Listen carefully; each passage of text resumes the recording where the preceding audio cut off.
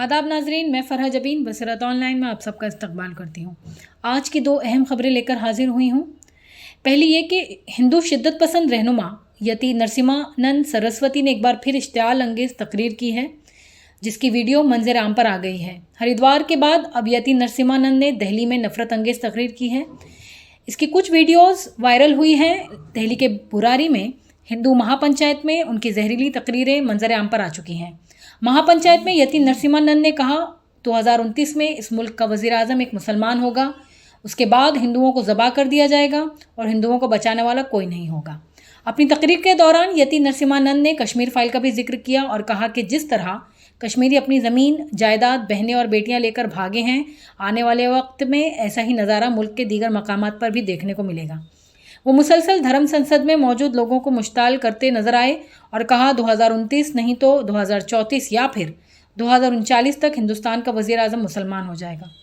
यति नरसिम्हानंद ने राम मंदिर का भी जिक्र किया और कहा कि हमने अदालती लड़ाई के बाद राम जन्मभूमि जीत ली है और वहाँ एक मंदिर भी बन रहा है, लेकिन इस मुल्क के हर मुसलमान ने हलफ उठाया है कि जब मुल्क का निज़ाम इस्लामी बनेगा तो फिर पहला काम राम मंदिर को नुकसान पहुँचाना है। अपने दलाइल का हवाला देते हुए यति नरसिम्हानंद ने कहा, अपनी बहनों और बेटियों की हिफाजत के लिए अपने पास हथियार रखें और हकीकी आदमी वही है जो अपने हाथ में हथियार रखे और उनसे मोहब्बत करे। हरिद्वार धर्म संसद में इश्तियाल अंगेज़ तकरीर करने वाले हिंदू लीडर यति नरसिम्हानंद सरस्वती एक बार फिर तनाज़ा में है। इस बार उन्होंने इतवार को दिल्ली के बुरारी में मुनक़दा हिंदू महापंचायत में इश्तियाल अंगेज़ तकरीर की। इस महापंचायत में बहुत से लोग पहुँचे और बहुत से लोग ने स्टेज पर अपनी बात रखी, लेकिन यति नरसिम्हानंद के अल्फाज मुख्तलिफ नज़र आए। महापंचायत में कुछ सहाफ़ियों के साथ बदतमीज़ी के इल्ज़ामात भी लगे हैं।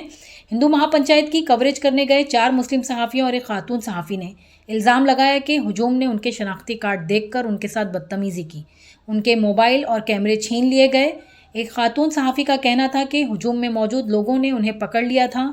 दिल्ली पुलिस का कहना है कि वो तमाम सहाफ़ियों को वहाँ से बाहिफाजत बाहर ले आए।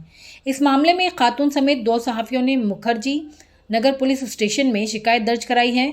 इस मामले में दिल्ली पुलिस की तरफ से कोई सरकारी बयान नहीं आया है कि वो महापंचायत कराने वालों और इश्तियाल अंगेज़ तकरीर करने वालों के खिलाफ क्या कार्रवाई कर रही है। दरहकीकत इस महापंचायत का इनेकाद सेव इंडिया फाउंडेशन के कौमी सदर भाईप्रीत सिंह नामी शख्स ने 5 मुतालबात जैसे यूनिफॉर्म एजुकेशन एक्ट, यकसा सिविल कोड, इंटरविजन control act, conversion control act, Devasthan mandir liberation में पर किया था।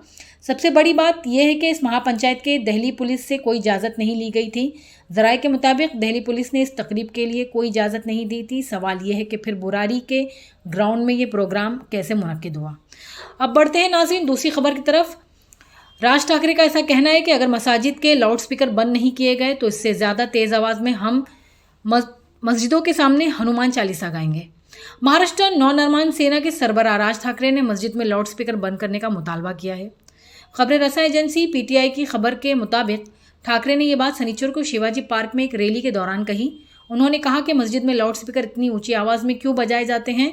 अगर ये सिलसिला बंद ना किया गया तो फिर इससे ज़्यादा ऊंची आवाज़ में मसाजिद के बाहर स्पीकरों पर हनुमान चालीसा बजाई जाएगी। उन्होंने कहा कि मैं नमाज या किसी ख़ास मज़हब के ख़िलाफ़ नहीं हूँ, मुझे अपने मज़हब पर फ़ख्र है। राज ठाकरे ने एनसीपी सरबराह शरद पवार पर भी तनकीद किया और उन पर ज़ात पात का मसला उठाने और समाज को वक्तन फ़क्तन तकसीम करने का इल्ज़ाम लगाया।